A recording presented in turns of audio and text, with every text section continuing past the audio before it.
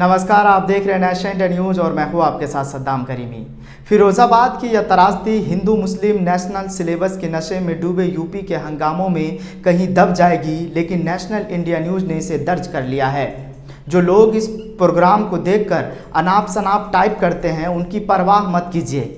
बस उन लोगों से पूछ लीजिए जो अप्रैल के महीने में यहाँ से वहाँ भाग रहे थे और अपनों को मरते देख रहे थे। उनसे जाकर बताइए कि अब भी लोग ऐसे ही मर रहे हैं और हिंदू मुस्लिम वाले जश्न मना रहे हैं। इन्हें ना अस्पताल में मतलब है और ना ही इलाज से। आखिर इस हालात में बदलाव हो ही जाएगा तो क्या हो जाएगा? क्या इलाज नहीं चाहिए? पहले नहीं हुआ तो क्या अब नहीं होगा? बाकी आप समझदार हैं। जिंदगी से हार क्या मानना, जितना मिले उतने में भी जिया जा सकता है। कई बार लगता है कि रास्ते बंद हैं, तभी आपको किसी समझने वाले की ज़रूरत होती है। तो बता दें कि रास्ते और भी हैं।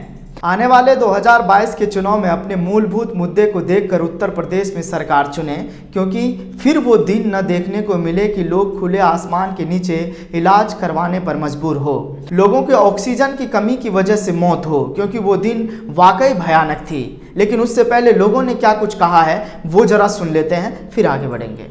अभी सरकार की कान पे जूं चली नहीं, सरकार के कान पे जूं चल जाती तो हम लोग सड़क पे नहीं पड़े थे।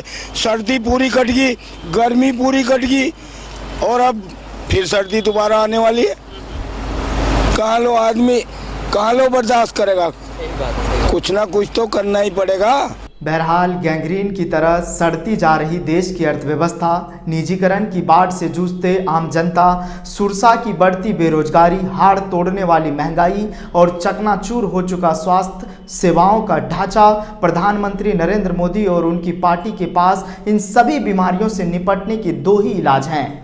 वे या तो देश को धार्मिक ध्रुवीकरण का इंजेक्शन देना चाहते हैं या जातिवादी विभाजन का कैप्सूल खिलाना चाहते हैं। ऐसा इसलिए किया जा रहा है क्योंकि उत्तर प्रदेश में विधानसभा चुनाव है। वही 2022 के विधानसभा चुनाव में अभी 7 महीने का वक्त बचा है।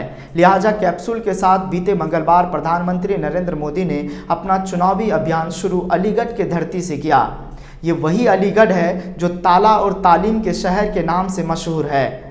बधाई हो आपको, आगामी विधानसभा चुनाव से पहले यह हरिगढ़ भी बनने जा रहा है, क्योंकि बीजेपी के डिक्शनरी में नाम बदलना और विज्ञापन पर पैसे खर्च करना और मुख्यमंत्री बदलना ही विकास कहलाता है।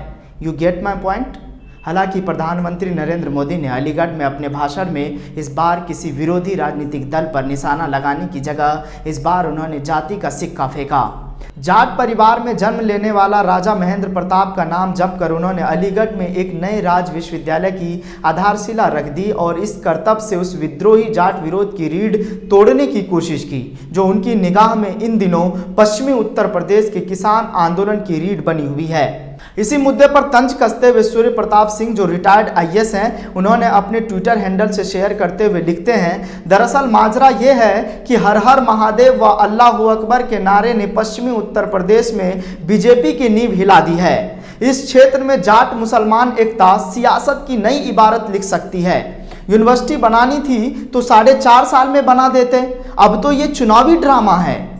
लेकिन 2022 को लेकर किसानों ने क्या कुछ कहा है वो जरा सुन लेते हैं। अब वो जो है जरा यहाँ आकर को बोल के तो दे, ये बीजेपी वाली जो कह रहा है ना, ये जरा अपनी बात को सड़कों पर तो बोल के दिखा दे तो समझ में आएगा। छुप कर बोलते हैं, ठीक है ना। आज जो आक्रोश है जनता के अंदर ना, ये आक्रोश जो है ये 10 महीने से जो है ये धरने पर बैठे हुए हैं हम लोग। और आप बताइए हमसे क्या पूछना चाहते हैं? बीजेपी वाले तो फंस गए हैं। बीजेपी वाले का हाल तो वही होगा, आप यह जान लीजिए। और इस संघ का आपने सुना, प्रधानमंत्री कोई भी समीकरण बनाए, सब इस बार यूपी के राजनीति में फैल साबित होने जा रहा है। क्योंकि बीजेपी पहले अपने उत्तर प्रदेश के मुख्यमंत्री को समझा ले, क्योंकि बीते दिनों उन्होंने समाजवादी पार्टी और बहुजन समाज पार्टी पर निशाना साधते हुए दावा किया था कि 2017 से पहले केवल अब्बा जान कहने वालों को ही राशन मिलता था।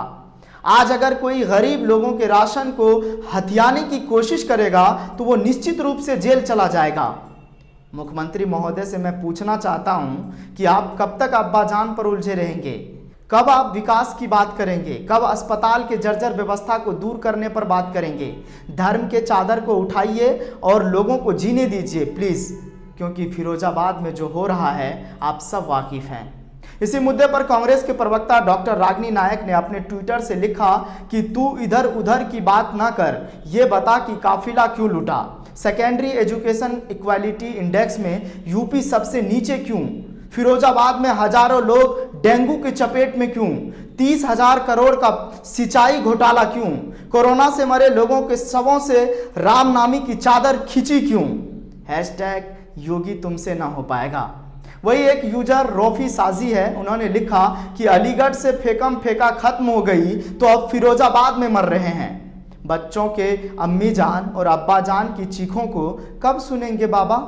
अब जरा बताइए कि यूपी के फिरोजाबाद में बच्चे दम तोड़ रहे हैं और बीजेपी मुख्यमंत्री बदल रही है। इससे किए हुए कारनामे नहीं धुल जाएंगे और ये सवाल आज पूरे देश की जनता पूछ रही है। बहरहाल पूर्व प्रधानमंत्री अटल बिहारी वाजपेयी ने 27 मार्च 1998 को लोकसभा में कहा, स्वतंत्रता के बाद एक खास पार्टी केंद्र और राज्य में सत्ता में रही, इससे कई चीजें पैदा हुई। स्थिति इतनी खराब हो गई कि मुख्यमंत्री को केंद्र द्वारा नामित किए जाने लगा। वाजपेयी के इस भाषण की अब उन्हीं की पार्टियां धज्जियां उड़ा रही है। पिछले 6 महीने में बीजेपी 5 मुख्यमंत्री बदल चुकी है और उनके नाम की घोषणा केंद्रीय पर्यवेक्षक द्वारा की गई। मुख्यमंत्री बदलने का यह कार्यक्रम उत्तराखंड से इस साल मार्च में शुरू हुआ था। शुरू में खबरें आई कि राज्य में सब कुछ सही नहीं है। कुछ ही दिनों के भीतर मुख्यमंत्री त्रिवेंद्र सिंह रावत ने अपनी पद लोकसभा सांसद तीरथ सिंह रावत के हवाले कर दिया और इसके बाद विधायक पुष्कर सिंह धामी को कमान दे दी गई, जो अब तक कार्यकाल में बने हुए हैं। इस साल असम विधानसभा चुनाव बीजेपी ने मुख्यमंत्री पद के प्रत्याशी घोषणा के बगैर ही लड़ा।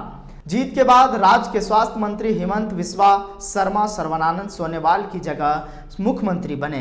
पिछले महीने कर्नाटक में दक्षिण में पार्टी के एकमात्र मुख्यमंत्री बीएस येदियुरप्पा की बारी आई। उन्होंने अपनी कमान अपने शिष्य वासवराज बॉम्बई को देनी पड़ी और अभी हाल में रूपानी ने इस्तीफा दे दिया। हालांकि रूपानी के इस्तीफे की वजहों के पीछे लगाए जा रहे अनुमानों और कोविड कुप्रबंधन सबसे प्रबल है। उनके जाने के बाद यह साफ हो चुका है कि बीजेपी अपने ताकतवर राज्यों को जोखिम में डालना नहीं चाहती, जो उत्तर प्रदेश है, क्योंकि अतीत में बीजेपी इस तरह की स्थिति झारखंड में झेल चुकी है। लिहाजा बीजेपी मुख्यमंत्री बदलकर किए गए कामों को जनता के सामने भुलाना चाह रही है और वो सोच रही है कि जनता ये काम को भूल जाएगी। लेकिन जनता इस बार बीजेपी सरकार के किए कामों से नाराज होकर हराना चाह रही है। ये सवाल करते हुए आप पर मैं छोड़ जाता हूं और आपसे पूछना चाहता हूं कि 2022 के चुनाव में उत्तर प्रदेश में कौन बनेंगे सीएम और कौन होगा उत्तर प्रदेश का किंग? आप कमेंट करके बता सकते हैं। फिलहाल इस प्रोग्राम में बस इतना ही। बाकी ताज़ा तरीन खबरों के लिए देखते रहिए नेशनल इंडिया न्यूज। नमस्कार। वीडियो अगर आपको पसंद आया हो तो इसे लाइक करें, कमेंट करें, शेयर करें और हाँ, हमारे चैनल को सब्सक्राइब करना ना भूलें ताकि देश विदेश से जुड़ी खबरें आप मिस ना करें, क्योंकि कोरोना काल में 2 गज दूरी, मास्क है जरूरी। नमस्कार।